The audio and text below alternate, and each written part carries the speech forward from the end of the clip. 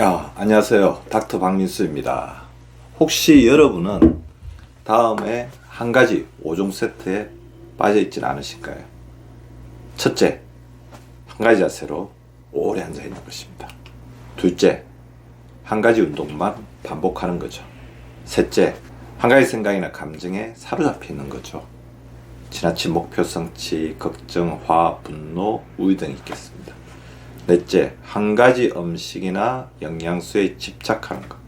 특정 비타민, 특정 건강 음식이죠. 다섯째, 한 가지 정보에만 의존하는 것입니다. 놀랍게도 이 한 가지 5종 세트는 특별한 사람에게만 해당되는 것이 아니라 현대인의 아주 흔한 생활 패턴입니다. 특히 경쟁이 치열한 현대사회는 우리를 끊임없이 특정 목표에 집착하게 만들고, 그러다 보면 우리는 무의식적으로 한 가지 생각이나 한 가지 자세에만 몰두하게 됩니다.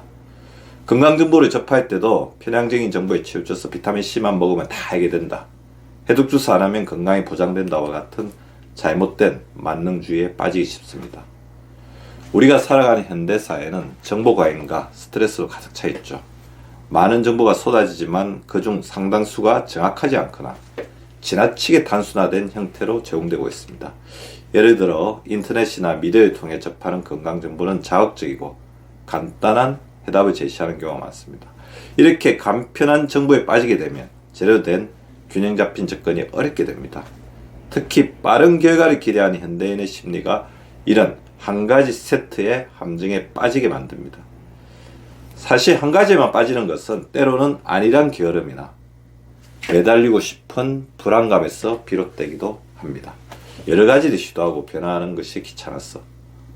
혹시 실패하거나 불확실성을 마주하기 싫었어. 익숙한 것에만 고착되는 것입니다.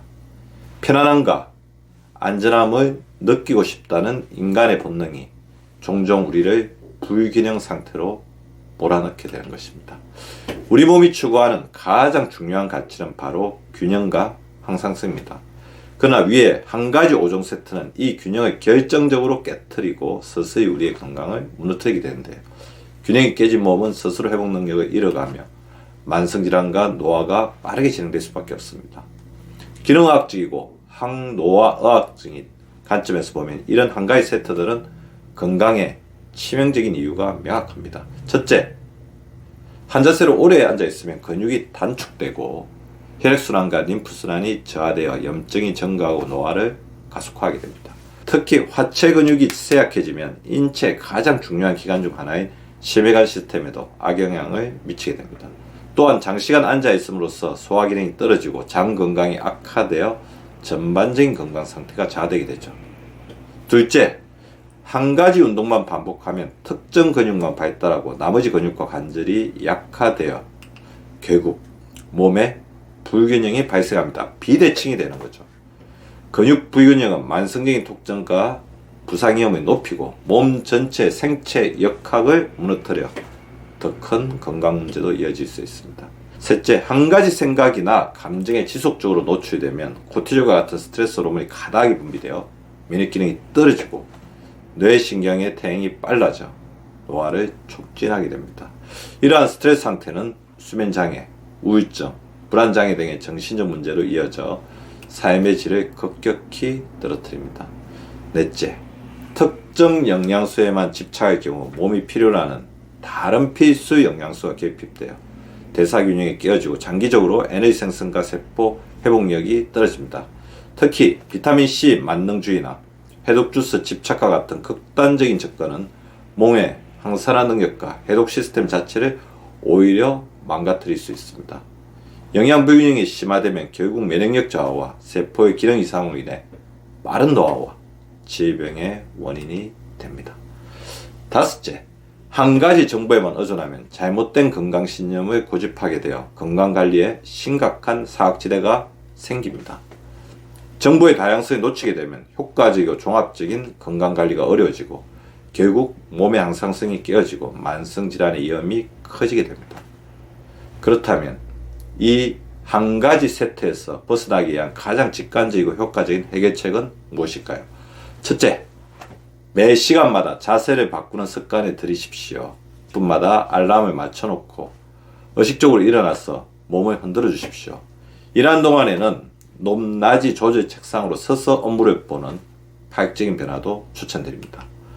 둘째, 매주 새로운 운동에 과감히 도전해 보시기 바랍니다. 트램펄린, 복싱, 필라테스, 하이킹 등 다양성을 유지하면 몸이 더 생기 있게 반응할 것입니다. 저는 주로 하는 운동, 걷기, 달리기, 스트레칭, 가끔 하는 운동, 테니스, 골프, 자전거 이렇게 운영을 하고 있습니다.